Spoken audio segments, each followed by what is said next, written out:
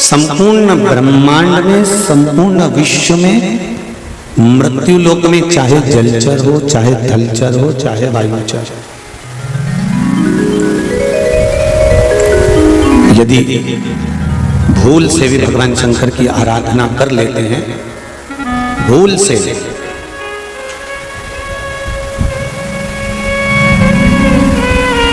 एक साधारण से प्रसंग में हम लोग श्रवण करते हैं कि एक चोर चोरी करने के लिए शंकर जी के मंदिर में जाता है और शिव मंदिर में चोरी के लिए गया था। शंकर जी के मंदिर में चोरी के लिए पहुंचा था।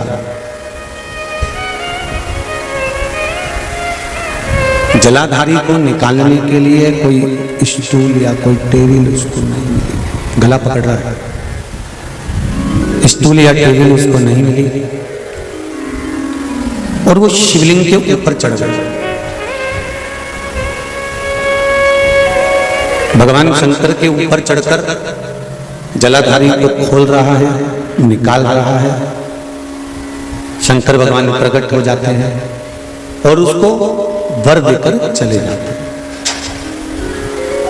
अब एक साधारण सी बात पर आप स्मरण करेंगे कि चोर चोरी करने के लिए गया, उसको ये अंदाजा नहीं था कि जिसके ऊपर चढ़ रहा है वो कोई साधारण नहीं है। अंदाजा कब लगता है? जब हमको कुछ प्राप्त हो जाता, जब हमको कुछ मिल गया तब हमको अंदाजा लगा कि यहां से हमें प्राप्त हुआ है। तब तक कोई अंदाजा हम नहीं लगाते। कुबेरेश्वर धाम में आप लोग आए हैं, कोई 2-3 बार आया होगा, कोई 4-5 बार आया होगा, कोई पहली बार आया होगा। यदि आप कुबेरेश्वर धाम में आए हैं और यहाँ विनती कर कर, निवेदन कर कर, बाबा से प्रार्थना कर कर जाएंगे और बाबा आपकी मनोकामना पूर्ण कर देवे, तो 3 महीने में आप वापिस आएंगे। तब तो आपके हृदय में विश्वास जागृत होगा कि हम यहाँ आए थे। तब तो विश्वास जागेगा कि हम यहाँ पहुंचे थे और बाबा ने हमारी सुनी। और आए चले गए, इसीलिए कहते हैं एक होती है प्रार्थना और एक होता है ध्यान।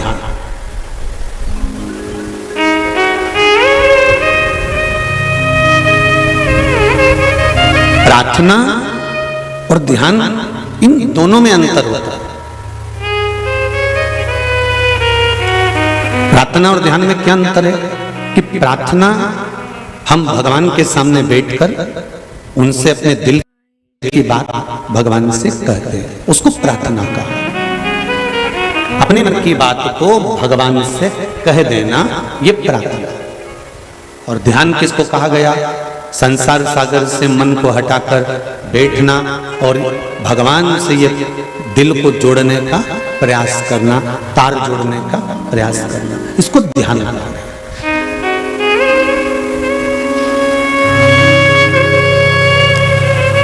श्री उद्धव जी महाराज ने गोपियों को यह बात कही थी कि तुम गोपियों में कितनी गोपी हैं जो भगवान कृष्ण का ध्यान करती हैं?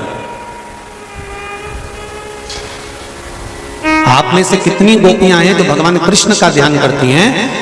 तो गोपियां हाथ जोड़ के बोली, ध्यान लगाने तो बैठती हैं पर हमारे घर का मक्खन लेके वो चले जाता है। तो ध्यान हम लगाते तो हैं पर हटकर, वो नंद बाबा का छोरा है ना कृष्ण, उसमें चला जाता है। हम बैठते तो हैं, ध्यान लगाने के लिए हम बैठे, नेत्र बंद भी कर लिया, साधना भी कर ली। कई जगह तुमने टीवियों पर भी देखा होगा, लोग ध्यान करने बैठते हैं, माइक पे बोलते रहते हैं, नेत्र बंद करो, कुंडली जागृत करो, भीतर देखिए, अंतर ध्यान करिए, स्मरण करिए, इंद्रियों को अपनी ओर खींचने का प्रयास करिए, परमात्मा के मिलन की ओर जाइए, सब कुछ करा।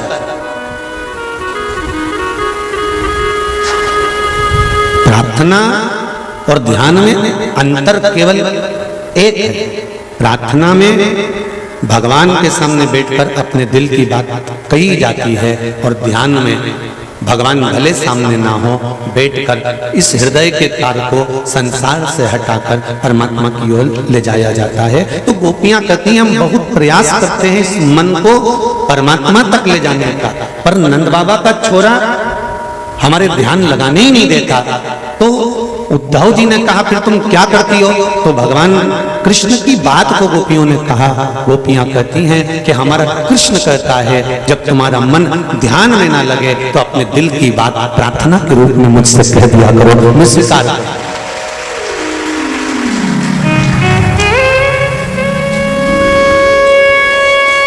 तुम अपने मन की बात मेरे से कहो, मैं स्वीकार करूंगा। तुम अपने दिल की बात मुझसे कहो, मैं स्वीकार करूंगा। हम प्रार्थना के माध्यम से भगवान से अपने दिल की बात ही तो कहते हैं, अपने हृदय की बात ही तो कहते हैं।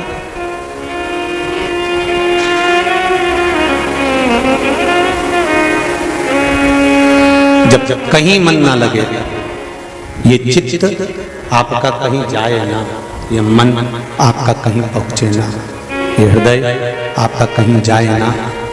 बहुत प्रयास कर लिया आपने भी ध्यान लगाने का, आराधना करने का, जब नहीं लगे तब शिव महापुराण की कथा कहती है फिर ध्यान मन ना लगे तो हाथ में पकड़ो एक लोटा जल और पहुंच जाओ देवाधिदेव महादेव के पास, और वहां जब जल समर्पित करो तो दिल से उससे प्रार्थना करना, तेरा ही दिया मैंने खाया पिया है, तेरा शुक्रिया है, तेरा शुक्रिया है, मुझे भोले बाबा ने बहुत दे दिया है, तेरा शुक्रिया है, तेरा शुक्रिया है, मुझे शिव के द्वारा। एक पत्र में एक भाई ने लिखा है, देखिए,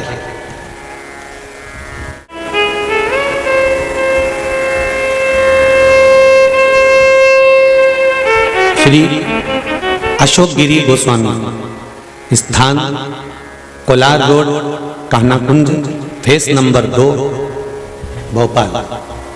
आप ही लिखा, दोनों हाथ हिला दो एक बार। अच्छा, पीछे बैठे हैं क्या? अशोक गिरी जी जहां बैठे हो हाथ हिला दो जरा एक बार, दिख जाओगे। अच्छा, बिल्कुल पीछे, दिख गए, ठीक है, हाँ दिख गए बाबू, ऐसे हाथ हिला दो एक बार। हाँ ठीक है, हर हर महादेव। गुरुदेव, कुबेरेश्वर धाम की क्या महिमा बताऊं, जितना भी बताऊं मेरे लिए तो बहुत कम है। जब भी कुबेरेश्वर धाम आता हूं बाबा मुझे खाली हाथ नहीं जाने देते। जब भी आया हूं बाबा ने मुझे कुछ ना कुछ दिया है। उन्होंने अपने दरबार से मुझे खाली हाथ नहीं लौटाया है। अब तो मेरा उनके साथ पिता और पुत्र जैसा संबंध हो गया। बहुत बहुत धन्यवाद। अब तो मैं पिता के पास कुछ ना कुछ लालच से पहुंच ही जाता हूं, जैसा मानो एक लालच सा आ गया है। आज मैं फिर बाबा से मांगने बाबा के दरबार आ गया हूं। आज मैं 3 महीने में 5वीं बार बाबा के दरबार को प्रणाम करने के लिए पहुंचा। लाइन भी लिखी है, तेरा ही दिया मैंने खाया पिया है, तेरा शुक्रिया है, तेरा शुक्रिया है। ये बैठो बैठो, शिव कृपा होती ही कुछ है, उसकी कृपा बिना कुछ भी नहीं। माइक चेंज कराए क्या, आवाज पकड़ रहा है। उसकी कृपा बिना कुछ भी नहीं हो सकता। अगर उसने बुलाया है आपको, आमंत्रित करा है उसने आपको, यदि आपको आमंत्रित करा बुलाया तो कुछ देने के लिए ही बुलाया होगा। खाली नहीं जाओगे कुबेरेश्वर बाबा के दरबार में, निश्चित है। बस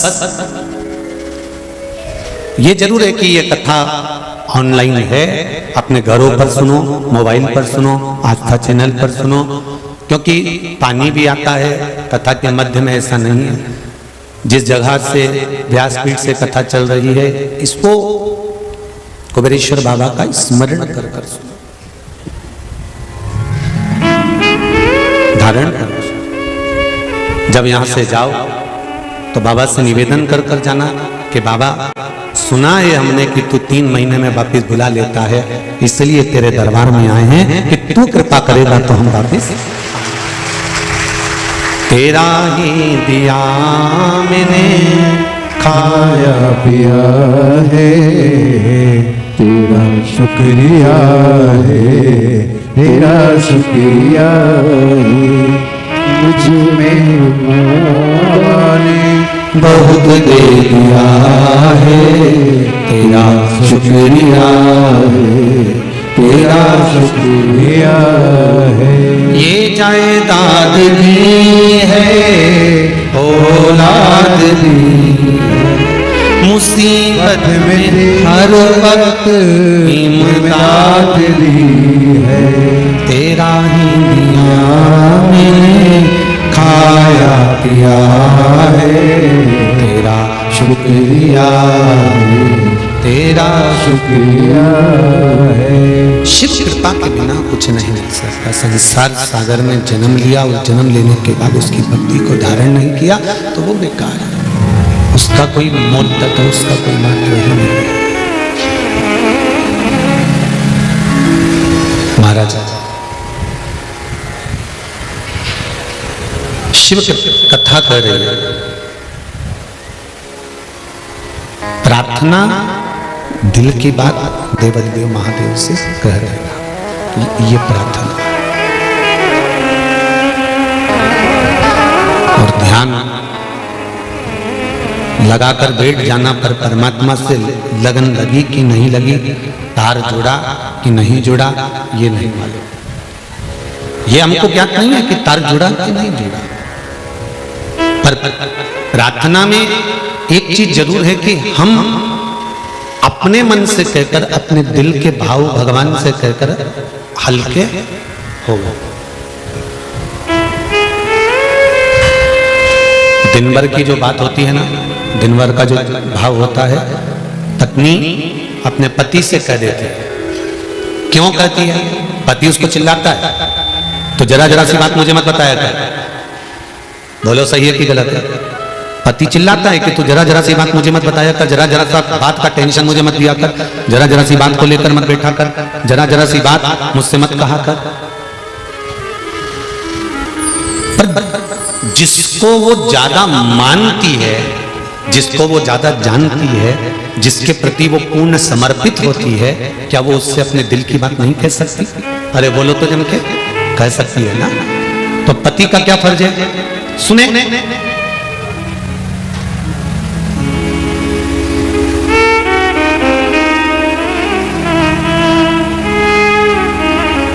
पत्नी पति से दिल की बात कर रही है क्योंकि वो उसको अच्छे से जानती है और अपने हृदय से उसको चाहती है, इसलिए थोड़ी थोड़ी सी बात को भी वो कह देती है, कहने का प्रयास कर देती है। जैसे एक पत्नी का भाव होता है कि वो अपने पति से कह देती है, उसी तरह एक भक्त का भाव होता है, वो अपने भोलेनाथ से दिन भर की बात कह देती है। एक भक्त का भाव।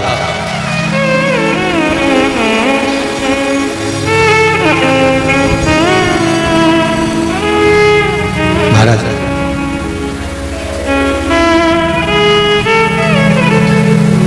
पति सुन लेता है और सुनने के बाद में क्या करता है, जब समय आता है तब सुनी हुई बात का जवाब समय पर देता है।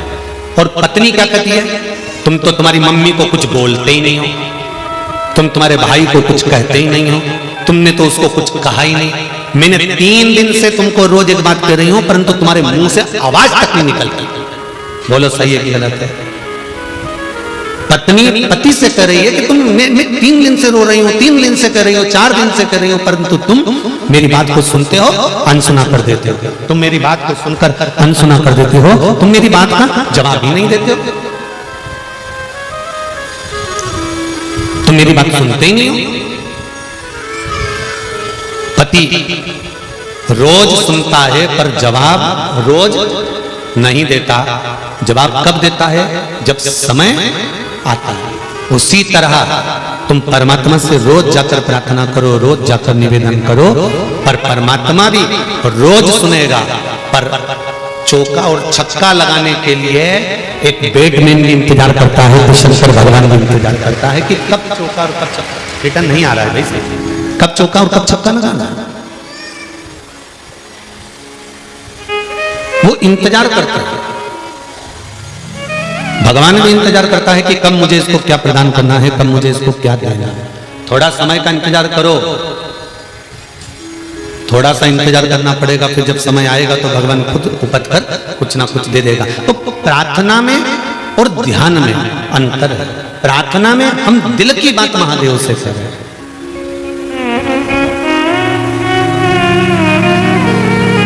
प्रार्थना में हम दिल की बात, हृदय की बात भगवान देवाधिदेव महादेव से, और ध्यान में हम लगाने का प्रयास भी कर रहे हैं तो हो सकता है नहीं लगे। ध्यान नहीं लगा, परमात्मा नहीं मिला, पर प्रार्थना में कहकर छोड़ दिया, प्रार्थना में कहकर दूर हट गए।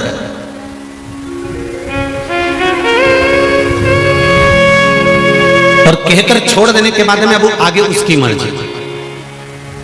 अब सौंप दिया इस जीवन का सब भार तुम्हारे हाथों। ये बंद पड़े।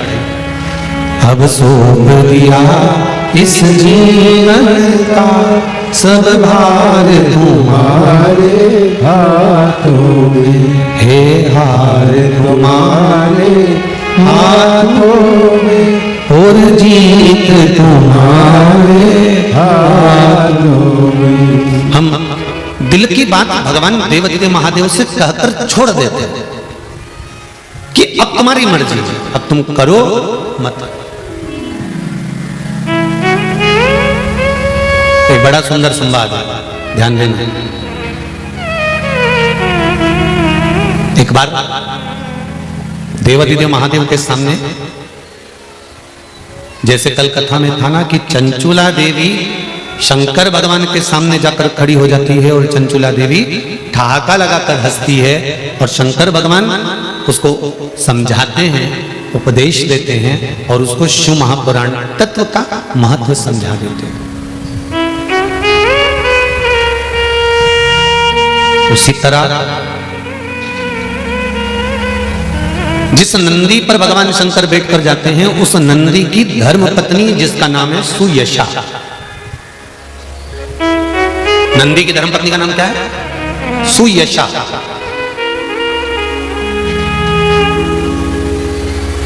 ये सुयशा नंदी की धर्म पत्नी एक बार नंदी से कहती है, स्वामी मृत्यु लोक पर आप भगवान शंकर के साथ में नित्य प्रति रहते हैं, शिव जी के साथ आप भ्रमण करते रहते हैं, पर मेरा मन है कि आप शंकर भगवान के साथ में रहें। शंकर भगवान का जहां शिवालय रहे उस जगह पर तुम भी विद्यमान रहो, तुम भी विराजमान रहो। मेरा मन है कि मैं आपको देवाधिदेव महादेव के चरणों में देखना चाहता हूं, हर पल, हर घड़ी, हर क्षण।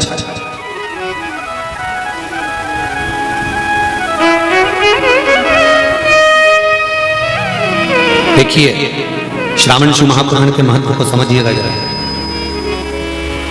श्रावण शिव महापुराण के महत्व को समझिए और श्रावण शिव महापुराण के इस महत्व को जानने का प्रयास करिएगा कि भगवान शंकर के संवाद में भगवान शंकर के चरणों का स्मरण सुयशा कैसे करती है, और सावन के महीने की पूजन कर कर सुयशा अपने पति नंदीश को, अपने पति नंदी को ऐसा आशीर्वाद दिला देती है जिसके कारण शंकर भगवान के मंदिर में नंदी भी विराजमान हो जाता है। जैसे शिव की पूजन होती है वैसे नंदी की, जैसे शंकर भगवान की पूजन हो रही है वैसे नंदी की पूजन।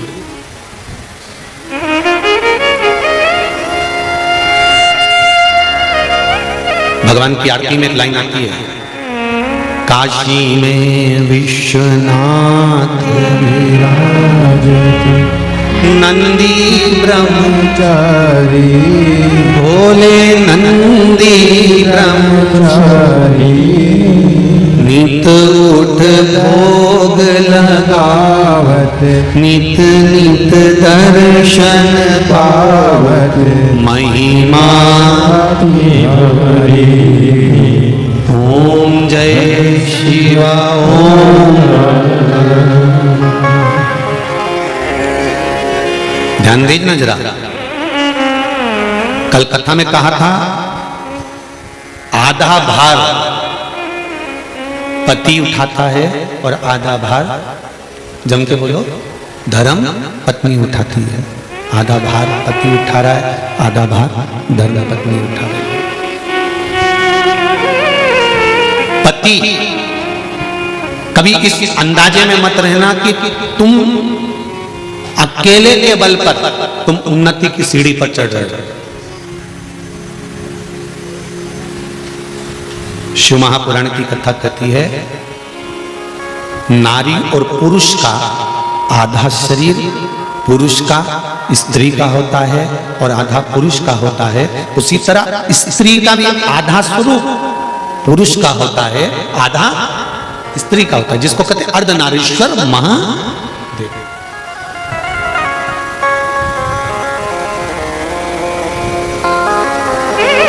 आधा भार नारी उठा रही है, आधा भार पुरुष उठा रहा है, आधा भार पति उठा रहा है, आधा पत्नी उठा रही है। पति की उन्नति की सीढ़ी में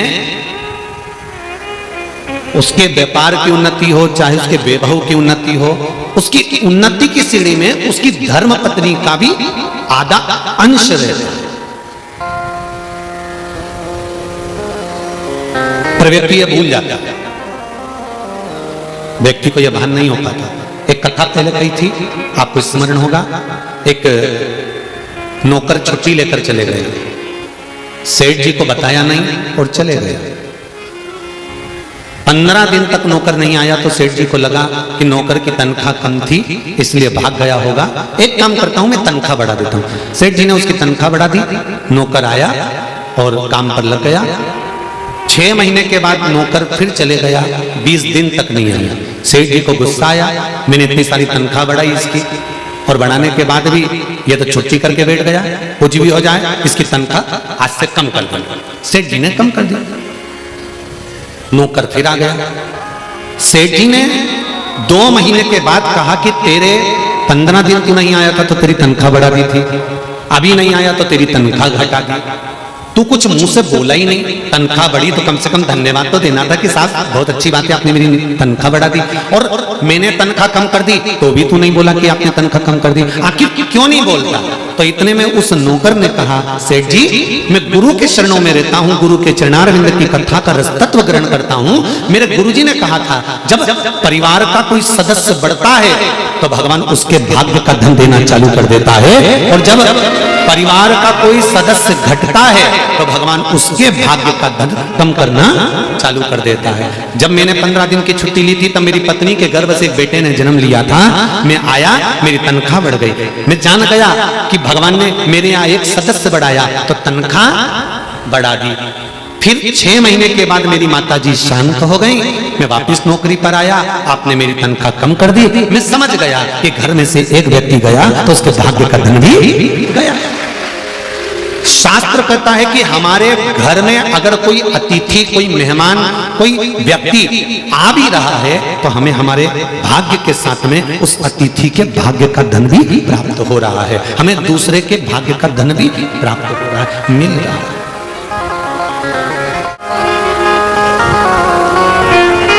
पति ये ना सोचे, जितने लोग आस्था चैनल पर कथा सुन रहे हैं, जितने लोग फेसबुक और यूट्यूब पर कथा सुन रहे हैं, पत्नियां ये ना सोचिए कि आप अपने भाग्य का लेकर चल रही हो, नहीं, पति के भाग्य का भी आधा आपको मिल रहा है। और पति ये ना सोचे कि सब मेरे भाग्य का है, नहीं, आधा धर्म पत्नी के भाग्य का है। नंदी की धर्म पत्नी सुयशा अपने पति को शंकर के मंदिर में, शिवालय में देखना चाहती है, हर पल, हर घड़ी, हर क्षण।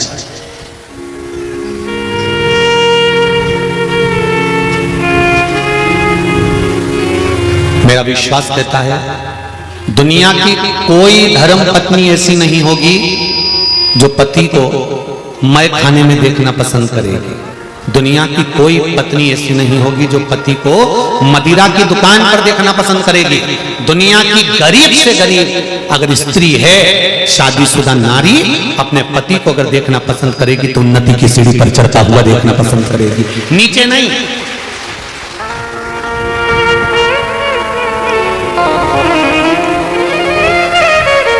एक धर्मात्मा धर्मपत्नी पति को सत्संग में, मंदिर में, देवालय में, अनुष्ठान में, पूजन में, पाठ में, यज्ञ में, अनुष्ठानों में बैठा देखकर प्रसन्न होती है।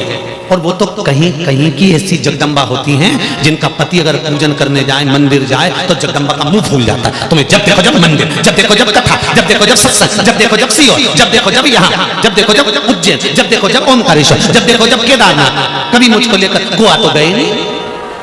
वो तो कहीं कहीं की ऐसी होती है जो पति पर क्रोध करती है और कहती है मुझे ऐसी जगह लेकर जाओ, वैसी जगह लेकर जाओ। नहीं तो एक धर्म को अपनाने वाली, सनातन धर्म से जुड़ी हुई अगर एक नारी, एक स्त्री, एक धर्म पत्नी अगर भगवान से प्रार्थना करती है कि मेरा पति भी धर्म से जुड़ा रहे, सनातन धर्म से जुड़ा रहे, सत्संग करता रहे, भजन कीर्तन करता रहे, सावन के महीने में मैं उनके साथ गाड़ी पर बैठ कर जाऊं, किसी शंकर के शिवालय में जाकर पूजन कर आऊं, मेरा पति मुझे साथ में लेकर भगवान शंकर के मंदिर जाए, मेरा पति मुझे साथ में लेकर कुबेरेश्वर धाम लेकर जाए, मेरा पति मुझे साथ लेकर उज्जैनी महाकाल का दर्शन कराने लेकर जाए, यह धर्म पत्नी की लालसा होना चाहिए।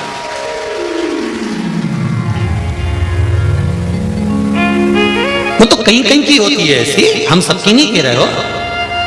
वो तो कहीं कहीं की एक भारी होती है जिसको पूजन पाठ से कोई मतलब नहीं होता।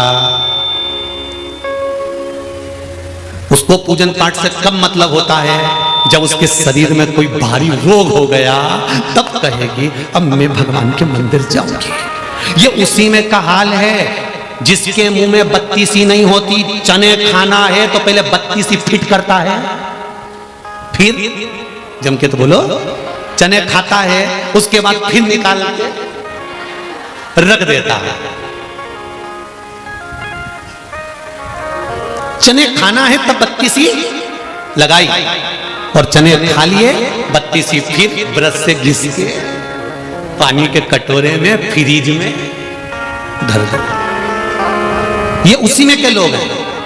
जब भगवान से काम पड़ता है, शरीर में रोग आ गया, बीमारी आ गई, कोई टेंशन आ गया, कोई घाटा लग गया, कोई दुख आ गया, तो ये बत्तीसी नहीं लगाए चने खाते समय फिर निकाल के रख दें। दुनिया के लोग ऐसे ही हैं। जब तकलीफ आती है तब महादेव के चरणों में जाकर खड़े हो जाते हैं और काम निकला महादेव को,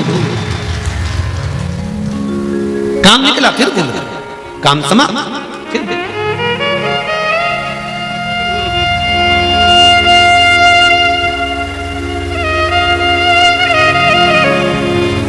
फायदा देखिए। बत्तीसी अगर पूरे समय लगी रहेगी तो पापड़ भी तो खा सकते हो, बत्तीसी पूरे समय लगी रहेगी तो मूंगफली का दाना भी खा सकते हो, और बत्तीसी अगर पूरे समय लगी रहेगी तो काजू और बादाम भी खा सकते हो। बार बार निकालो काहे को कि फ्रिज में रखना पड़े और चना खाने के समय फिर लगाना पड़े। उसी तरह एक बार काम हो गया, काम होने के बाद भगवान को फिर भूल गए, फिर काम हो गया, फिर दुख आया, फिर पहुंच गए। उससे अच्छा है सारी समस्या का हल एक लोटा जल प्रतिदिन हम लगा कर रखे, बत्तीसी प्रतिदिन जाते रहे देवाधिदेव महादेव के प्रतिदिन।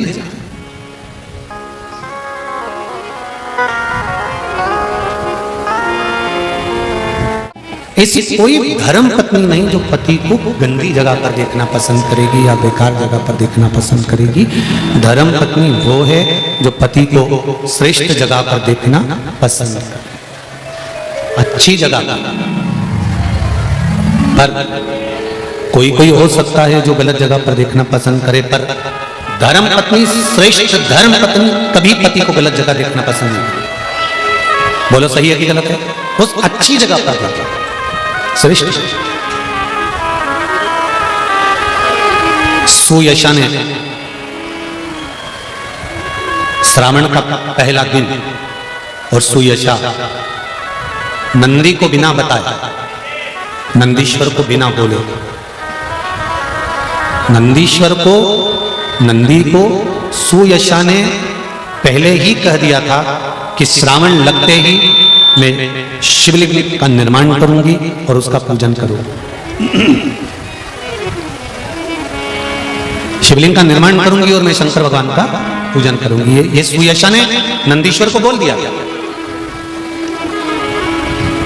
शंकर के मंदिर जाने से पहले, शंकर भगवान का स्मरण करने से पहले, शंकर भगवान का पूजन अभिषेक करने से पहले ये हमारा फर्ज है कि हम घर के बड़ों को, पति को, पत्नी को, माता पिता को ये बात कह दें कि कल से श्रावण का महीना लग रहा है, मैं व्रत करूंगी, पूजन करूंगी, या मैं शंकर जी के मंदिर जाऊंगी, या मैं शंकर भगवान का स्मरण करूंगी, या मैं बेलपत्र समर्पित करूंगी, या मैं शंकर भगवान को दिया लगाने जाऊंगी, या अनुमोदन करने जाऊंगी। ये अपने हृदय से, अपने चित्त से, अपने मन से आप कह दें।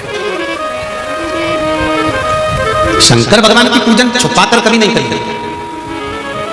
कोई गलत काम करने थोड़ी ना जा रहा। कहां जा रहे हैं? एक जैसे ये अशोक गिरी जी गोस्वामी कोलार रोड वाले, भोपाल वालों ने कहा ना कि शंकर को मैंने पिता मान लिया है और मैं उनका पुत्र हूं। आता हूं, वो कुछ ना कुछ मुझे देकर भेज देता है। पहले भी कहा था, पिता की गोद में बैठोगे खाली नहीं उठोगे, या तो वो जेब का पेन दे देता है या 5 रुपए निकाल कर बाप अपने बच्चे को, पोते को देकर भेजता।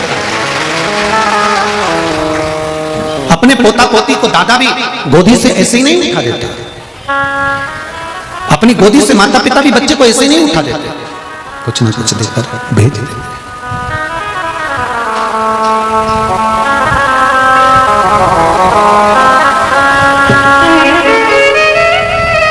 शंकर भगवान की आराधना छुपाकर नहीं करी जाती। बता दो सबको,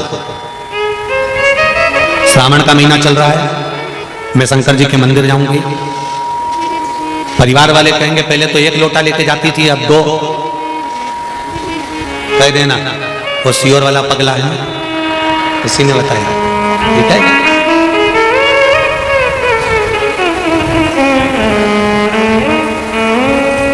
क्या होगा 2 लोटे से? तो उसको कह देना दिन में ड्यूटी करो और रात की भी ड्यूटी करो, तनख्वाह डबल मिलती कि नहीं मिलती? अरे बोलो तो जम के, मिलती है ना। कभी कभी शरीर में कोई ऐसा रोग आ जाता है जिस रोग को मिटाने के लिए डॉक्टर भी 2-3 तरह की गोली दे देता है। तो मरीज पूछता है क्या ये 2-3 गोली रोज खाना पड़ेगी?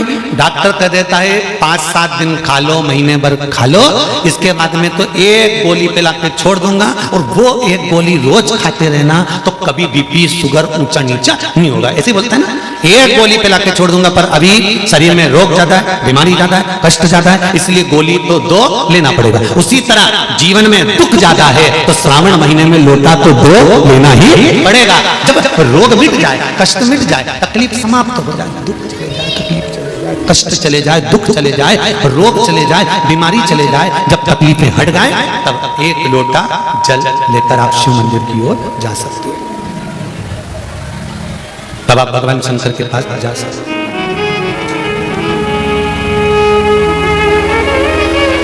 तब आप भगवान देवादिदेव महादेव के चरणों में जा सकते हैं। अभी कितना लेकर जाना है? अरे जम के तो बोलो। पूरे सावन के महीने में कांवड़ जैसा जल, और 2 हाथ में लेकर नहीं जा सकते तो लोटे के ऊपर कलश पर कलश, मत्थे पे मटकी मटके पे झारी, तो ना झारी पर भी झारी, डबल 2।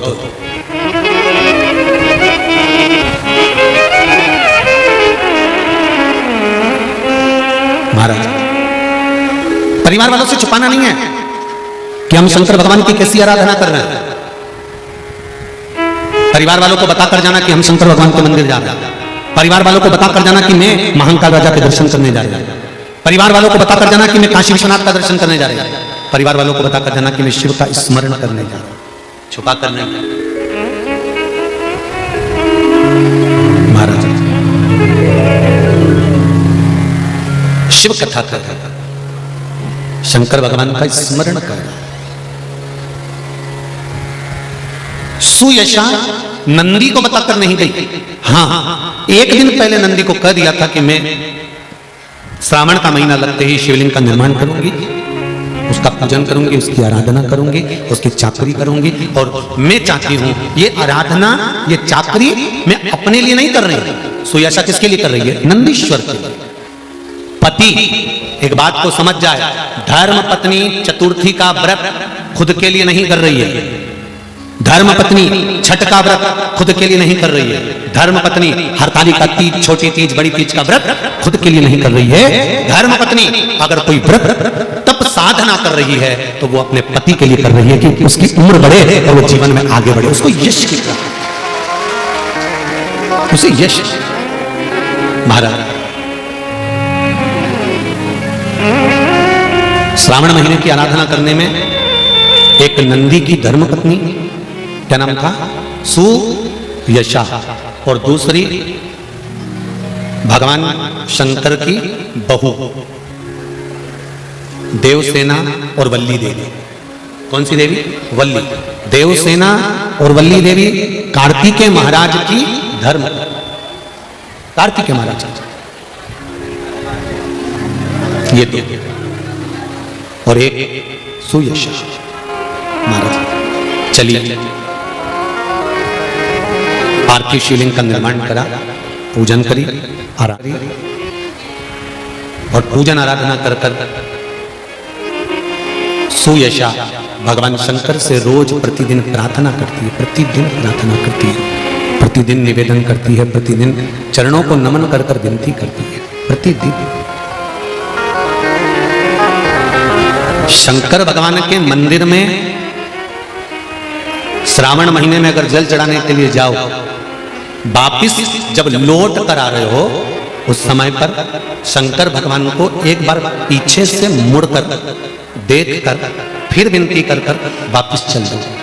वापिस एकदम जल चढ़ाया, कलश लिया, धर धर धर धर धर धर धर के साइड नहीं जाना है। जाते जाते भी एक बार फिर उससे निवेदन करते हुए चले जाना कि बाबा तेरी शरणागति में आकर पड़ी हूँ, तेरे चरणों में आकर पड़ी हूँ, तू कृपा करेगा, तू दया करेगा, तेरी कृपा होगी तो मैं पुनः फिर तेरे मंदिर में आकर विराजमान होंगी, तू कृपा करेगा तो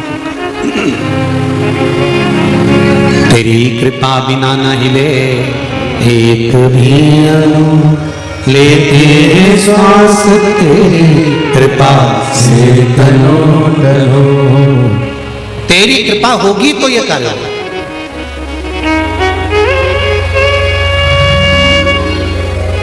और तेरी कृपा नहीं होगी तो मैं यहां आ भी नहीं सकता। ये तेरी करुणा से मैं यहां पहुंची हूं, तेरी दया से मैं यहां आया हूं, और तेरे बल पर यहां पहुंचा, तेरे बल। महाराज शिवलिंग का निर्माण करा, पूजन करी, आराधना करी। शंकर भगवान सामने आकर प्रकट हो गए, देवाधिदेव महादेव आकर सम्मुख में प्रकट हो गए। और जैसे ही श्रावण के पहले दिन से जो आराधना करते करते करते करते करते करते करते करते भगवान शंकर का पावन अवसर आया, शिव जी प्रकट होकर कहते हैं, अरे ये सुयशा, जब तेरा पति नंदी मेरे साथ में रहता है, सुयशा तेरा पति नंदी मेरे साथ में विराजमान है, मेरे साथ रह रहा है, तो तूने किस कामना से मेरी आराधना करी? कामना क्या है? तो बड़ा भाई कामना क्या है ये बता। तुम किस कामना से, किस कार्य के लिए तुम मेरी आराधना कर रहे हो? सुयशा कहती है, बाबा मेरा पति नंदीश्वर आपके साथ हर पल हर घड़ी साथ रहता है, बस एक कृपा कर दो। क्या कृपा ये कर दीजिए कि मेरे पति को आपके शिवालय में स्थान दे दीजिए। शंकर भगवान ने कहा, इतनी सी बात? नंदी मैं तुझे वर देता हूं, जहां शंकर का शिवलिंग होगा उसके सामने नंदी जरूर होगा, ये मेरा वर तुझे। श्रावण के महीने में चढ़ाया गया जल कभी खाली नहीं जाता, जी जी याद रखना।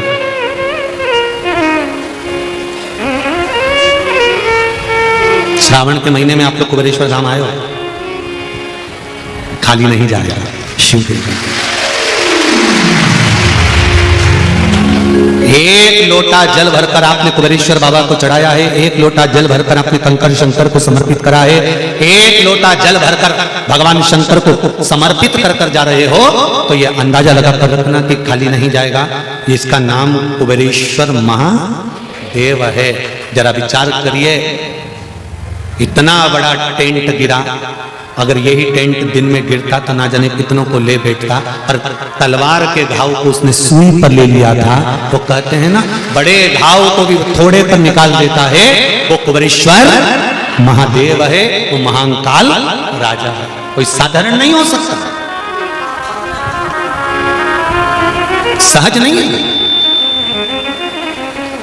कहा सुयशा, नंदी को मैं वर देता हूं कि वो मेरे मंदिर में विराजमान होगा, मेरे सम्मुख में विराजमान होगा।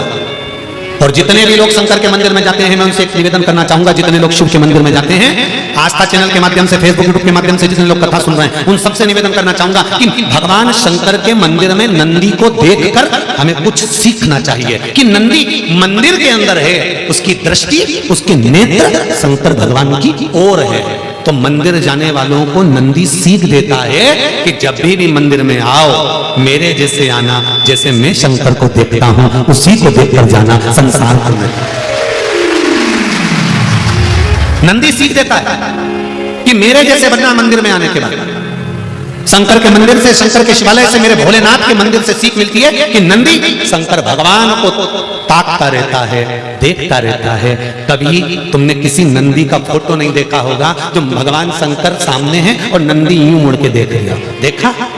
पर तुम जितने नंदी की बहन बैठी हो ना, और जितने नंदी के भाई लोग बैठे हैं, ये जब जब शंकर के मंदिर जाएं और भगवान के अभिषेक चल रहा है, ये जल चढ़ा रही है, इतने में कोई आवाज लगा देना, नमामि शंकर निर्वाण रूपम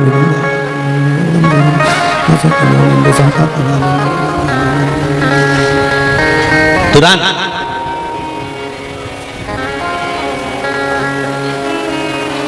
और अगर नंदी ऐसा करता तो शंकर भगवान के मंदिर में जो नंदी है वो ऐसा करता था, तुम जल चढ़ाने आई और तुमने घंटी बजाई और बजाते से नंदी पीछे पलट के देख, नंदी की एकाग्र चित्ता, नंदी की एकाग्र दृष्टि सिद्ध कर देती है कि महादेव तुमको प्राप्त जरूर होगा, ये निश्चित है। ये नंदी की एकाग्र चित्ता करती है, नंदी की एकाग्र दृष्टि करती है कि शिव मिलेगा, ये निश्चित है। शंकर प्राप्त होंगे, ये निश्चित है। शिव मिलेंगे, ये निश्चित है। शंकर मिलेंगे, ये निश्चित है। प्राप्त होंगे, ये निश्चित है।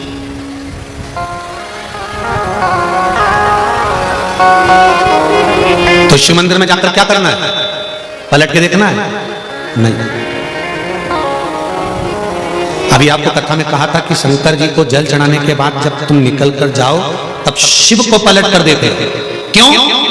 हो सकता है पूजन करते समय, जल चढ़ाते समय, आराधना करते समय, दिया लगाते समय, भगवान को भोग लगाते समय हमको थोड़ा सा अहंकार आ गया हो कि मैं आती हूँ, पोछा लगाती हूँ, कितनी गंदगी करके रखते हैं सब, वो तो मैं नहीं आऊँ तो पोछा ही नहीं लगे, मैंने साफ करा, मैंने दिया उठाकर रखा, मैंने बेलपत्री उठाकर रखी, मैंने ये कार्य किया। नहीं, तुमने यह कार्य नहीं करा। शंकर भगवान ने अपनी सेवा के लिए तुमको छांट कर रखा। इसका अहंकार नहीं होना चाहिए, इसका गौरव उत्पन्न होना चाहिए। तुमको इसका गौरव उत्पन्न होना चाहिए कि मुझे देवादिदेव महादेव ने अपनी सेवा के लिए रखा। देवादिदेव महादेव ने मुझे अपने लिए रखा। अब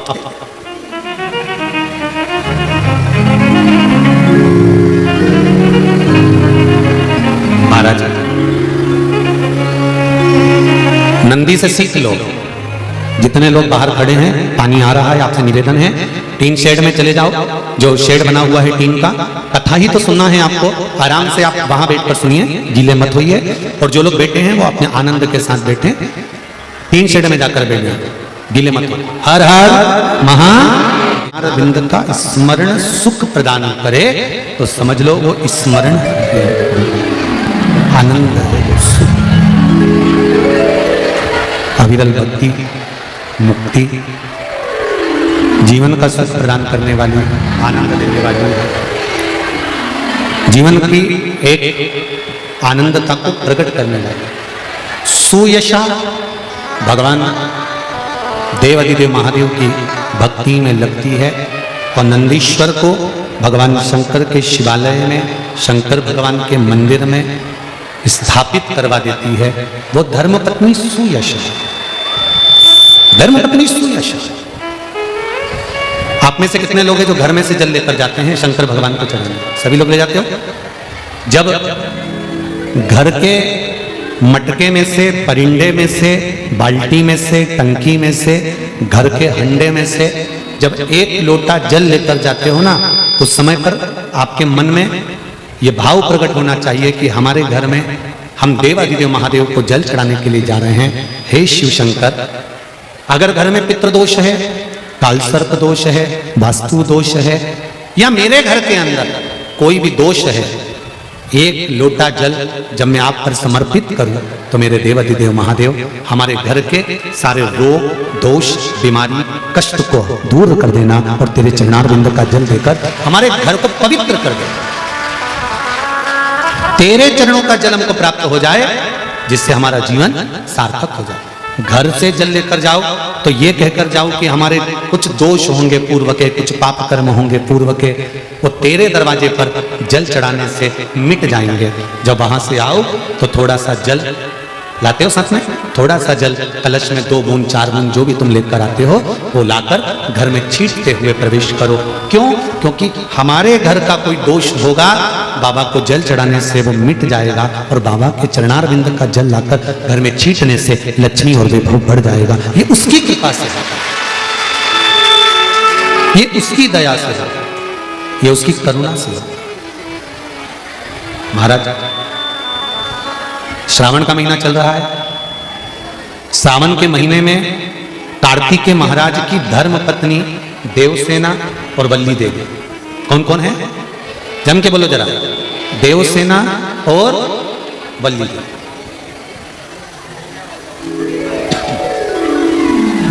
देवसेना और वल्ली देवी ये कार्तिकेय महाराज की 2 धर्म पत्नी है। इन्होंने शंकर भगवान की आराधना कब करी थी? तो कहा जिस समय पर माता पार्वती शंकर भगवान के साथ में चौसर खेलती हैं और चौसर खेलते समय पर शंकर भगवान हार जाते हैं, नीलकंठ पर जाकर बैठ जाते हैं। नीलकंठ पर से भगवान शंकर कार्तिकेय जी से बात करते हैं। भगवान विष्णु स्वयं पासा बनते हैं, रावण निर्णायक बनता है और कार्तिकेय के कहने पर वापिस पुनः शंकर भगवान चौसर खेलने के लिए माता पार्वती के साथ बैठ जाते हैं। फिर वापिस और शंकर भगवान जब माता पार्वती के साथ चौसर खेलने वापिस बैठते हैं, पुनः विराजमान जब हो जाते हैं, फिर बैठ जाते हैं। तब पार्वती मैया जब हारती हैं तो पार्वती जी के मन को यह लगता है कि हारने का कारण क्या है। आज हमारे भी संपूर्ण मध्य प्रदेश के चुनावों का निर्णय आना है। किसी की हार होगी और किसी की जीत होगी, पर जो जीत गए उनसे निवेदन है तुम्हारे भीतर यह अहंकार नहीं आना चाहिए कि हमें जीत मिल गई, और जो हार गए उनके भीतर यह भाव प्रकट नहीं होना चाहिए कि आंख में आंसू भर जाएं या विचार करा जाए कि क्यों हारे। हारने का कारण ढूंढना है कि कारण क्या है कि जो हमारी हार हुई उसका कारण क्या है, उसका कारण क्या है। अभी पहले कथा में भी कहा आप आए नहीं और सुबह हो गई, मेरी पूजा धरी रह गई। कारण क्या था, क्यों नहीं आए? हम शंकर जी के मंदिर जाते हैं, हम जल चढ़ाते हैं, हम पशुपति व्रत करते हैं, हम शंकर भगवान को बेलपत्र समर्पित करते हैं, हम शंकर भगवान को चावल का दाना समर्पित करते हैं, हम शंकर भगवान की आराधना करते हैं। इसके बाद भी शंकर भगवान हमारी क्यों नहीं सुन रहा? और जैसा तुम करते हो वैसा की वैसे तुमने अपने रिश्तेदार को बताया, वैसा की वैसे पशु प्रति व्रत तुमने दूसरे को बताया, वैसा की वैसे नियम तुमने दूसरे को बताया और दूसरे ने करा और उसका हो गया। और तुमने करा नहीं हुआ, उसका कारण क्या? जीतने की कतार पर थे, हार गए। कारण क्या? क्या कमी रह गई? क्या हो गया ऐसा? क्यों नहीं जीते? हमको अपने भीतर की कमी को छांटना है। हमको अपने भीतर के कुछ कमियां होंगी, उसको सम्मुख में प्रकट करना। अब जरा विचार करना है, पूरे भारत की भूमि पर भगवान शंकर के पुत्र श्री गणेश जी महाराज की पूजन होती है। बोलो सही है कि गलत है? पूरे विश्व में भगवान श्री गणेश जी महाराज की पूजन होती है, पर कहीं तुमने सुना कि कार्तिकेय जी की कहीं पूजन हो रही है? अरे बोलो जम के। हाँ, शंकर भगवान का कहीं परिवार है, शिवलिंग रखा है, पार्वती जी बैठी है, गणेश जी बैठे हैं, कार्तिकेय जी बैठे हैं, तो कार्तिकेय जी की पूजन हो गई। पर वैसे कार्तिकेय जी के पूजन का कहीं वर्णन मिला हो कि कार्तिकेय जी की पूजन यहाँ, हाँ, दक्षिण में भले कार्तिकेय जी की पूजन अयप्पा स्वामी के नाम से हो जाती है, पर और कहीं तुमने सुना कि मध्य प्रदेश में यहाँ कार्तिकेय जी की पूजन हो रही है, या उत्तराखंड में, या यूपी में कहीं, या गुजरात में कहीं, या हिमाचल, हरियाणा, पंजाब कहीं कार्तिकेय का स्मरण? नहीं नहीं नहीं। क्यों? कमी क्या रह गई थी कार्तिकेय में? क्या कमी थी कार्तिकेय में कि कार्तिकेय बाबा की पूजन होती नहीं कहीं? कारण क्या था? देवसेना और वल्ली देवी, कार्तिकेय जी की दो धर्म पत्नियां, दोनों के मन में यह बात खली। एक बार वल्ली देवी और देवसेना रिद्धि सिद्धि के पास बैठी, गणेश जी महाराज की, जम के बोलो, धर्म। अब वल्ली देवी और देवसेना कार्तिकेय जी की धर्म पत्नी है, रिद्धि और सिद्धि गणेश जी की धर्म पत्नी है, बैठी हुई थी। देवरानी और जेठानी जब एक घर में रहती है ना, तो उनके जो दुख सुख होते हैं ना, वो एक दूसरे के लिए होते हैं। अगर तकलीफ आती है, दूसरा बाद में आता है।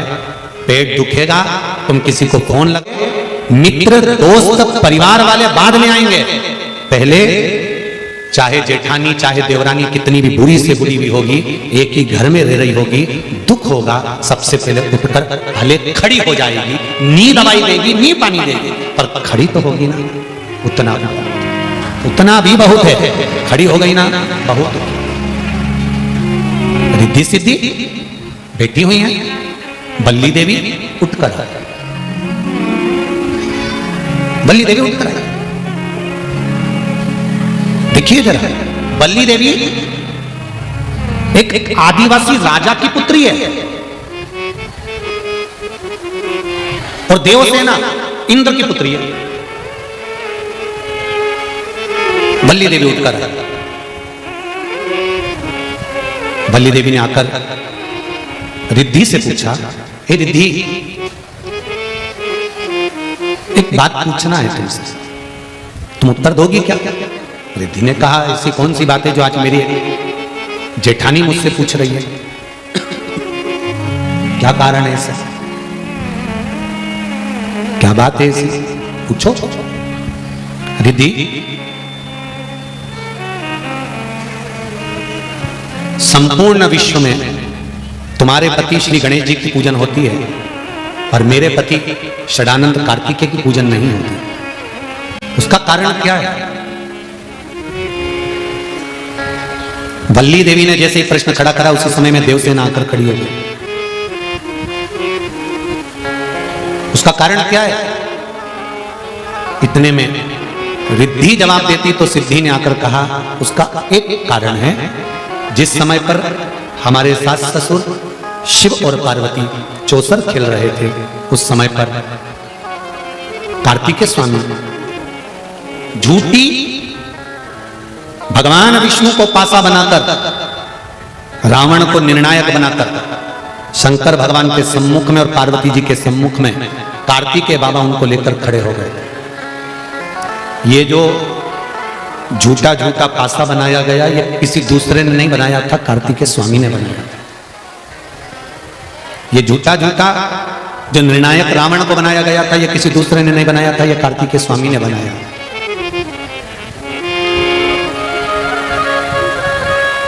क्या कारण है? उस कारण को जानना बहुत जरूरी है।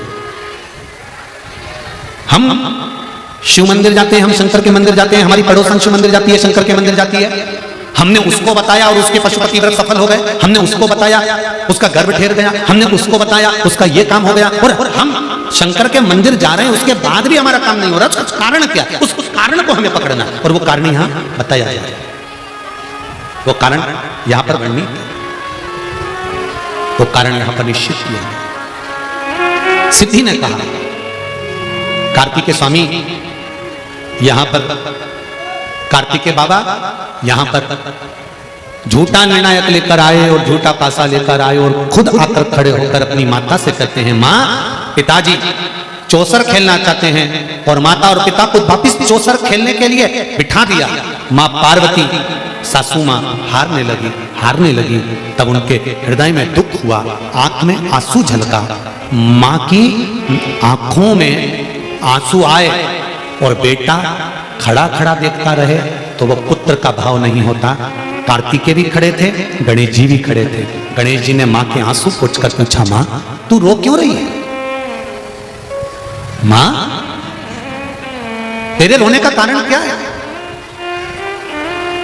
क्यों आंसू बहा रही हो? क्यों रो रही हो? तुम्हारे नेत्रों में रुदन क्यों है मां? ये कारण क्या है जो तुम रो रही हो? किस लिए? मां ने कहा, गणेश पहली बार मैं हार रही हूं, आज तक मैं हारी नहीं, पहली बार हार रही हूं गणेश, समझ में नहीं आ रहा मैं क्यों हार रही हूं। गणेश जी ने अपने चूहे को भेजा, पता करो कि मेरी मां क्यों हार रही है। चूहे ने जाकर पता करा, अगर हमारी हार हुई है, अगर हम जीत नहीं पाए तो हमें क्रोध नहीं करना है, हमें रोना नहीं है, हमें किसी पर ब्लेम नहीं करना है, हमें यह पता लगाना है कि हार का कारण क्या है। हार का कारण कोई दूसरा नहीं होगा, हार का कारण अपन खुद भी हो सकते, अपन स्वयं। मैं हार क्यों रही हूं जरा पता करो। गणेश जी ने चूहे को भेजा, चूहे ने जाकर मालूम करा कि जो पासा पटका जा रहा है वो पासा अपने आप पलट जाता है। तो पासा कोई दूसरा नहीं, भगवान विष्णु है, भगवान नारायण है, निर्णय देने वाला लंकाधिपति रावण है, इनको लेकर आने वाला षडानंद कार्तिकेय है। पार्वती मैया को क्रोध आ गया, पार्वती माता ने श्राप दे दिया, एक कार्तिकेय तुम मेरा पुत्र होकर मेरी गोदी में खेलने के बाद भी तुम मेरा नहीं हो सका, मैं तुझे श्राप देती हूं कार्तिकेय कि कहीं तेरी पूजन, तुम मेरा होकर मेरा नहीं हो सकता। बहुत ध्यान देना महाराज, जिस घर में माँ बाप की इज्जत नहीं होती उस घर में देखना कभी बरकत नहीं होती। जहाँ माता पिता का आदर ना हो, जहाँ माता पिता का सम्मान ना हो, जहाँ बेटा अपने माता पिता को दुखी कर रहा हो, उस घर में बेटा लाखों का धन कमा लेगा तो भी सुखी नहीं रह पाएगा। जिसने माता पिता का आदर कर लिया वो सुखी है।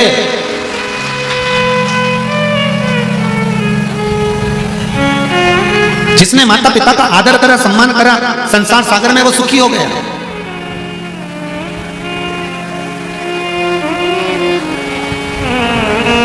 वल्ली देवी की आंख में से आंसू बह रहे, देव सेना भी रो रही है, देव सेना की भी आंख में आंसू हैं और वल्ली देवी की भी आंख में आंसू हैं। क्या हमारे स्वामी ने माता पार्वती के साथ झूठ बोला? हाँ, इसलिए माता पार्वती का श्राप लगा। इस श्राप से मुक्ति कैसे मिली? अगर जीवन में दुख लिखा हुआ है, तुम्हारे भाग्य में कष्ट लिखा हुआ है, माना तुम्हारे जीवन में दुख लिखा है, कष्ट लिखा है, तकलीफें लिखी है, बीमारी लिखी है, माना सारी दुनिया का दुख तुम्हारे ऊपर आ गया है, इस दुख का निवारण क्या है? पेट दुखेगा तो डॉक्टर को दिखाने के लिए जाओगे कि मेरा पेट दुख रहा है तो डॉक्टर दवाई देगा। सिर दुखेगा डॉक्टर के पास जाओगे तो डॉक्टर दवाई देगा। हाथ दुखेगा डॉक्टर के पास जाओगे तो बताएंगे तो हाथ की दवाई देगा। ये हाथ दुखा डॉक्टर के पास जाकर कहा, पांव दुखा डॉक्टर के पास जाकर कहा। हमारे जीवन में अगर दुख का पहाड़ टूट पड़ा है, तकलीफें बढ़ती चली जा रही है, कष्ट आता चले जा रहा है, रोग बीमारी दुख दुख बढ़ते चले जा रहा है, तो ये दुख मिटेगा कैसे? इस दुख को मिटाने वाला कोई दूसरा नहीं है, वो केवल एक देव अधिदेव महादेव है जो दुख का निवारण कर सकते।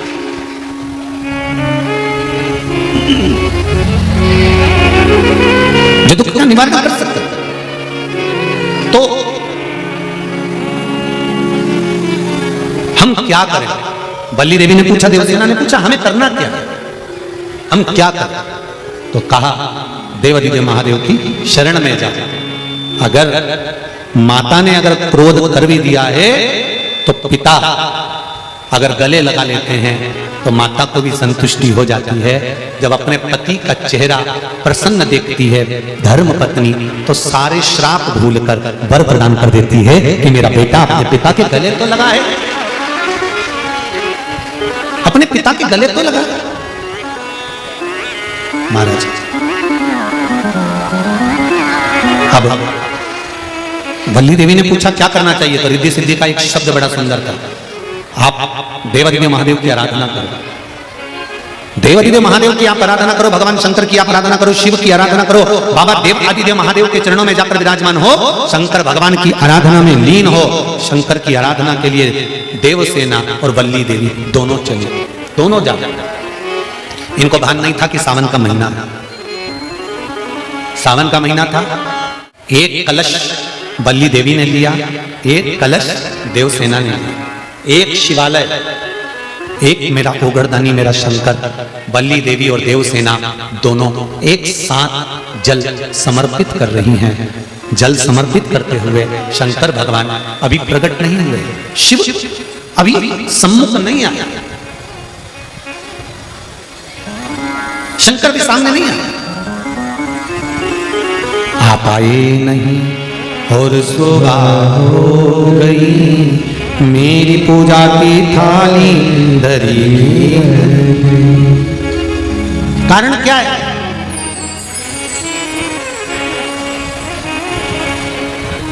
अगर स्तुति करिए, आराधना करिए, शंकर का भजन कराए, शंकर का स्मरण कराए, शंकर भगवान पर एक लोटा जल समर्पित कराए, तो कितना बड़ा भी दुख से दुख होगा। ये बल्ली देवी और देवसेना की कथा कहती है कि वे दुख मेरा देव अधिदेव महादेव काट देगा, ये निश्चित है। कैसा भी कबऊ चूके ना तेरा काम रे, भजले गोरापति को, गोरापति को भजले गोरापति को, कबऊ चूके ना, कबऊ चूके ना तेरा काम रे, भजले गोरापति को। जिंदगी में अगर दुख आया है तो शिव की शरण जाना, शिव की शरण।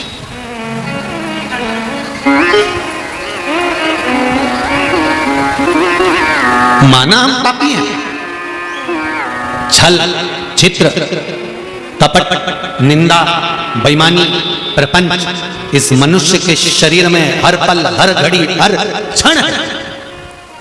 ऐसा कोई मनुष्य नहीं जो छल कपट बेईमानी प्रपंच झूठ आदि कादिक से दूर रह गए। माना हम इसमें फंसे हुए, पर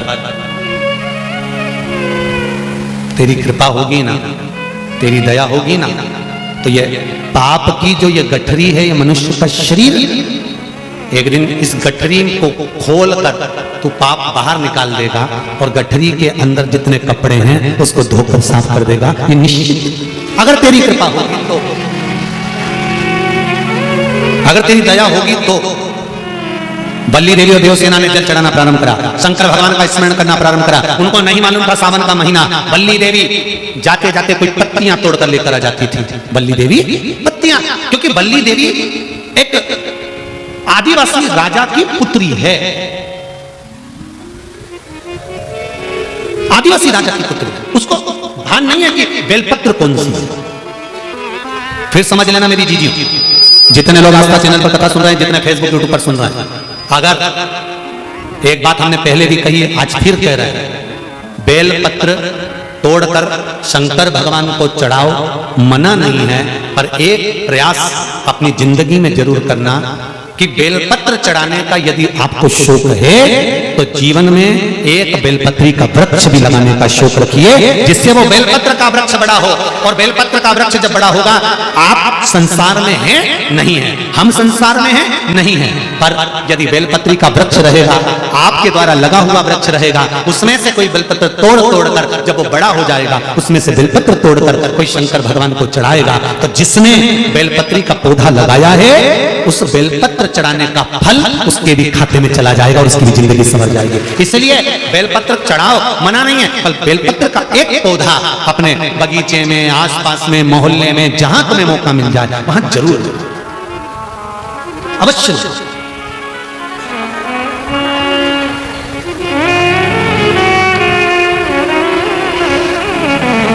शिव को समर्पित कर अवश्य। भगवान शंकर को बेलपत्र का, तो बल्ली देवी को नहीं मालूम था कि बेलपत्र का पौधा कौन सा होता है। बल्ली देवी को नहीं मालूम था कि बेलपत्र कैसा होता है। बल्ली देवी आदिवासियों राजा की पुत्री थी। गई, पेड़ की पत्तियां तोड़ लाई, वृक्ष की पत्तियां लाई, शंकर भगवान को समर्पित कर।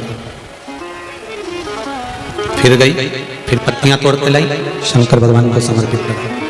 फिर गई, फिर तोड़ कर लाई, शंकर भगवान को समर्पित कर। शिवरात्रि के दिन, जो बड़ी शिवरात्रि होती है, माघ महीने के अंतर्गत जो आती है, ध्यान है आप लोगों को, उस शिवरात्रि के दिन सबसे ज्यादा जरूरी क्या होता है चढ़ाना? एक बेर। क्या जरूरी है? क्या बोलते हो? बेर की बोर, जो भी बोलते हो, जिसमें गुठली होती है और अपन लोग बोर खाते हैं, बेर खाते हैं। मात्र एक बोर, एक बेर महाशिवरात्रि के दिन समर्पित किया जाता है। क्यों करते हैं? कि घर में जितने सदस्य रह रहे हैं, उतने सदस्य को जिंदगी में कभी कोई ऐसी बीमारी ना हो और हमारे घर में रहने वाले सदस्य की अकाल मौत ना हो। उसके लिए मात्र एक बेलपत्र की जगह एक बेर भी समर्पित कर देते हैं तो अकाल मृत्यु टल जाती है, अकाल मौत टल जाती है।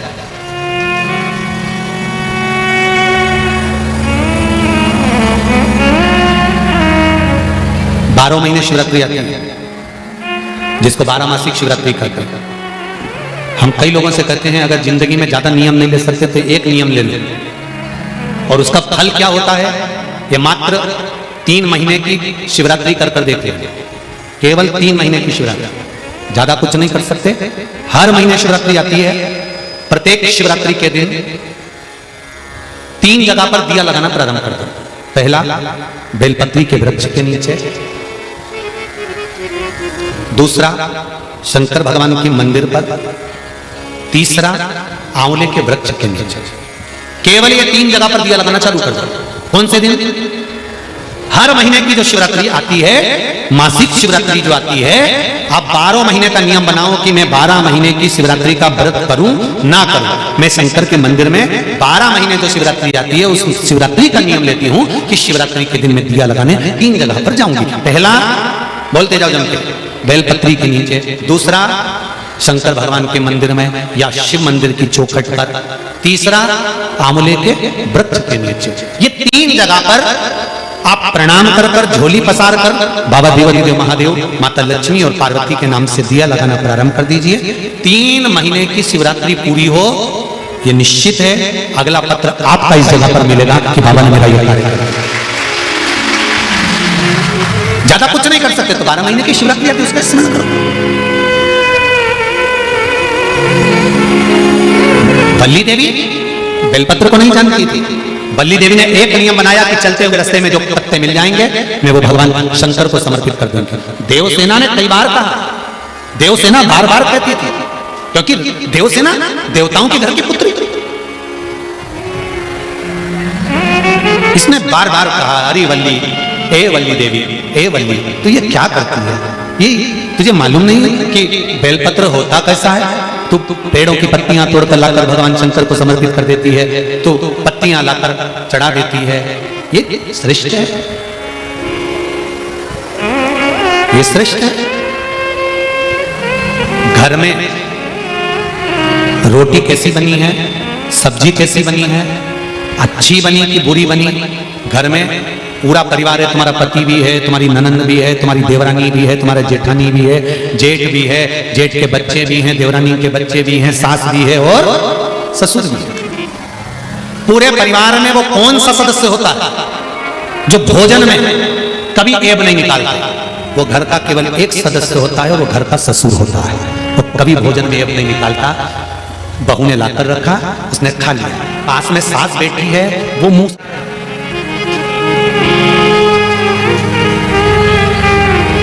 बोलो सही है कि गलत है? सास बैठी है, वो मुंह सड़ा रही है, थोड़ा नमक तो डाल देना था। रत्ती भर की अकल नहीं है। 6 साल हो गए शादी को, पर ध्यान तो हो। दिन भर मोबाइल में लगी रहती है। ऐसा भोजन बना के लाई है, कम से कम रोटी में थोड़ा सा घी लगाना था, ऐसा कर देना था। भोजन में खोट सब देख लेंगे। पति भी कह देगा नमक कम है, बच्चे कह देंगे मम्मी मिर्ची बहुत है, देवरानी कह देगी मैं बनाती तो अच्छी बनाती, जेठानी कह देगी तुझे कुछ नहीं आता। सब एक दूसरे के भोजन में ऐब देख लेंगे। सास भी ऐब देख लेगी, और ससुर कभी ऐब नहीं देखता। जैसा ला कर दिया वो स्वीकार कर लेता है, प्रेम से आनंद से, कभी नहीं कहता। उसको जो मिला उसमें स्वीकृति है। उसी तरह मेरा देव अधिदेव महादेव है, उसको तुमने किसी वृक्ष की पत्तियां भी लाकर चढ़ा दी, कुछ सामान भी लाकर दे दिया, तुम्हारा दिल करा, तुमने जैसा भाव से उसको समर्पित करा, मेरे शंकर ने स्वीकार कर कर आशीर्वाद प्रदान कर दिया कि अब तेरा दुख,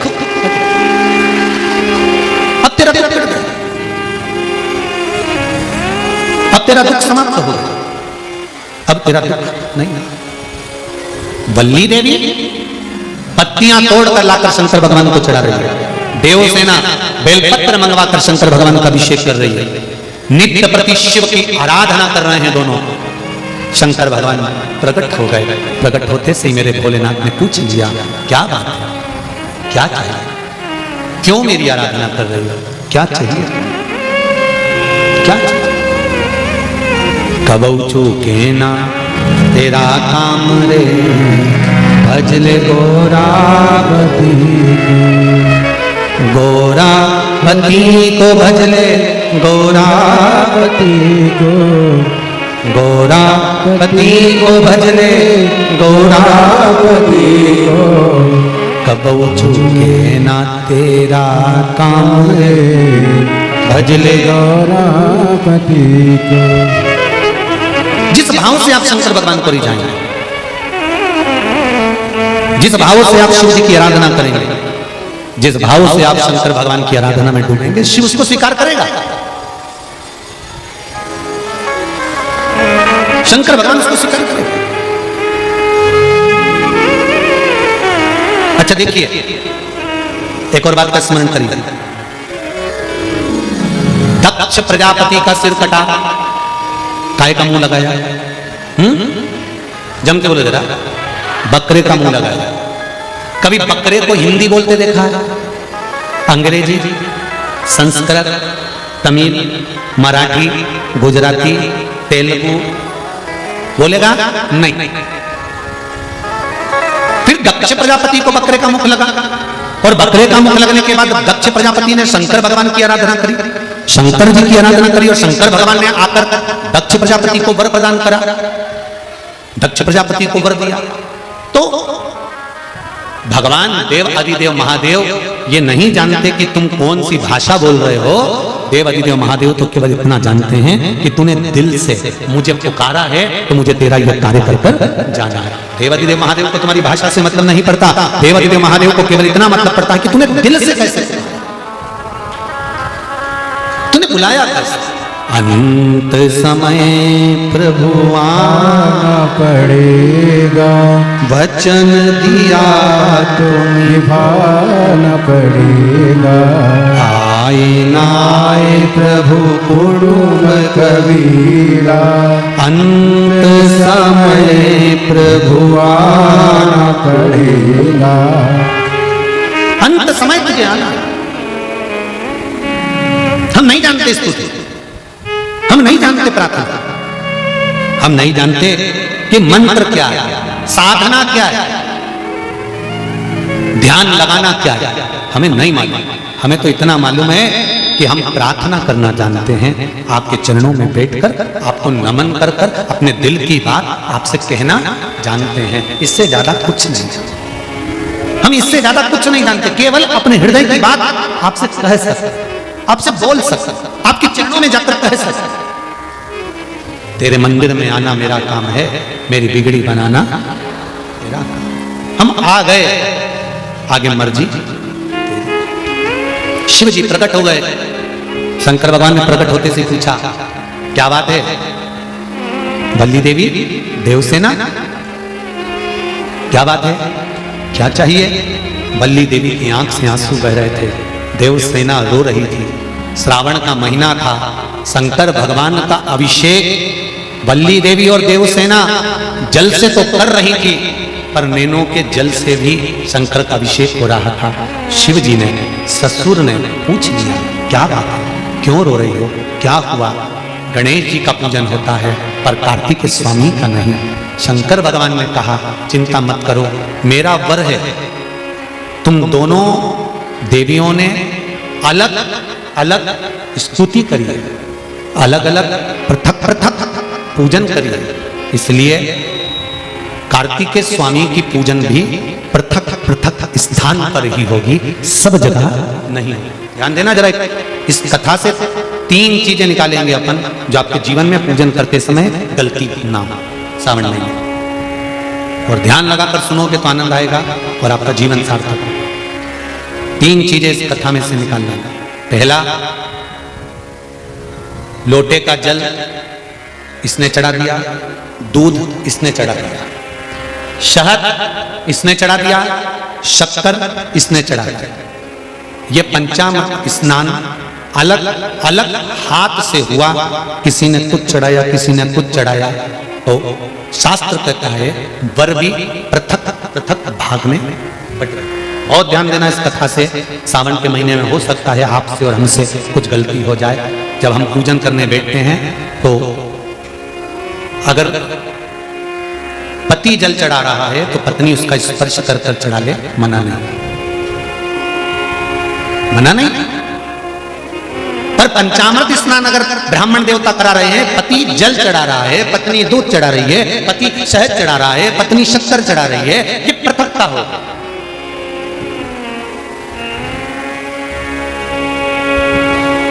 या तो दोनों को जल चढ़ाना, दोनों को दूध चढ़ाना, दोनों को शक्कर चढ़ाना, दोनों को। कितनी सुंदर बात है पशुपति व्रत की कि प्रसाद जो शंकर भगवान के मंदिर में एक हिस्सा लेकर आते हो, उस हिस्से को भी पृथक नहीं करा जाता।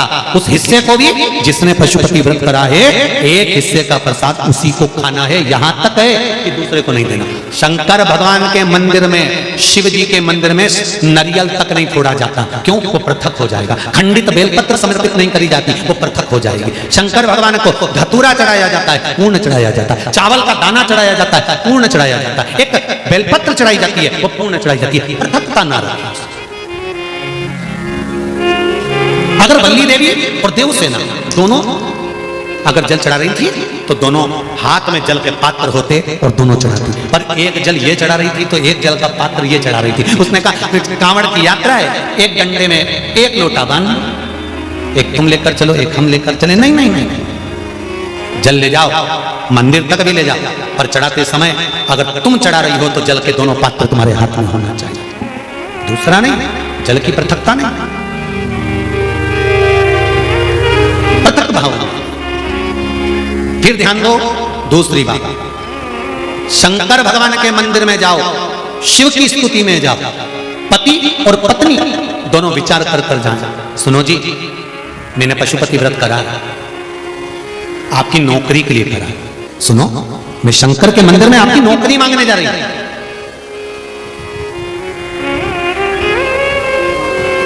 मैं नौकरी मांगने जा रही हूं।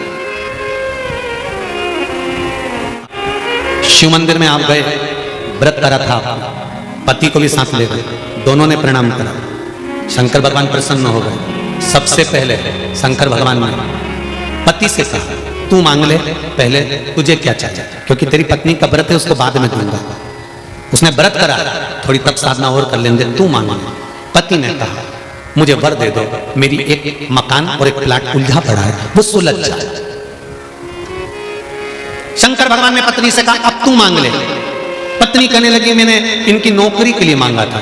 शंकर भगवान ने कहा तूने नौकरी के लिए मांगा था, पर तेरा पशुपति व्रत जब तूने प्रारंभ करा था, तेरे मन में भाव आया था कि नौकरी मिले और मैं और मेरे पति दोनों शंकर की धोख लगाने के लिए जाएं और भगवान के सामने जब हम झोली पसार के मांगे तो एक जैसा हमारी कामना पूर्ण कर देना। अब तेरे पति ने प्लाट का भाव मांग लिया और तू नौकरी मांग रही है, दोनों में पृथकता। फिर निवेदन करेंगे शंकर के मंदिर में जाकर पति को बता देना कि मैं शंकर के मंदिर जा रही हूं और मेरी आराधना का कारण ये है, और उस आराधना के कारण ही मैं आपकी नौकरी के लिए, आपके व्यापार के लिए, आपके व्यवसाय के लिए, आपके लिए मैंने ये करा और इसीलिए मैं पशुपति व्रत कर रही हूं और मुझे पूरा विश्वास है शंकर भगवान मेरी मनोकामना पूर्ण करेंगे। तो दोनों जाएं और दोनों प्रणाम करें, तो दोनों के प्रणाम करते समय वर भी एक हो कि भगवान नौकरी लगा देना, प्रभु सुन लेना मेरे दाता, तेरी कृपा चाहिए। पृथकता नहीं, पृथकता का भाव नहीं। हाँ, पति अलग पशुपति व्रत कर रहा है, पत्नी अलग पशुपति व्रत कर रही है। ये संकट सोमवार में भी होता है। जोड़े से जब संकट सोमवार किया जाता है ना, तो पति पत्नी को निर्णय ले लेना चाहिए कि हम किस चीज के लिए संकट सोमवार कर रहे हैं। पहले निर्णय लिया जाए, तब पति पत्नी दोनों संकट सोमवार का व्रत करें। अब व्रत कर लिया दोनों पति पत्नी ने संकट सोमवार का, जोड़े से पूजन कर रहे, जोड़े से अभिषेक कर रहे और उद्यापन भी बोलो जम के जोड़े से कर रहे। और वर क्या मांगा? पति ने सोचा था दुकान का, पत्नी ने सोचा था पार्लर का। निर्णय अलग था, निर्णय अलग। महाराज शिव कथा कर रही है, शंकर का अनुमोदन कर रहा है। 3 सीख हमें बल्ली देवी और देवसेना से लेना है। कथा विस्तार से है, समय की एक सीमा है, इसलिए एक बार और रह गया कि एक सीख और लेना है और वो पेट से जुड़ी हुई बीमारी का विक्रम रह गया, वो कल की कथा में लेंगे और बल्ली देवी और देवसेना के संवाद को कल की कथा में आगे बढ़ाएंगे। आज की कथा को यहाँ विराम देते हुए भाव भक्ति से आनंद से कथा को विराम देते हैं।